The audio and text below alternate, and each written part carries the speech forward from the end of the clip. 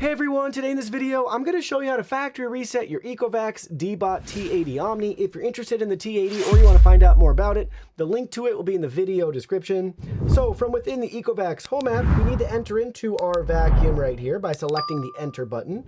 Then in the top right hand corner, we have our settings nut, and we can go down to the very bottom here, and you'll see this little trash can delete icon, so we can select that. After deletion, you need to re-add the robot to the app.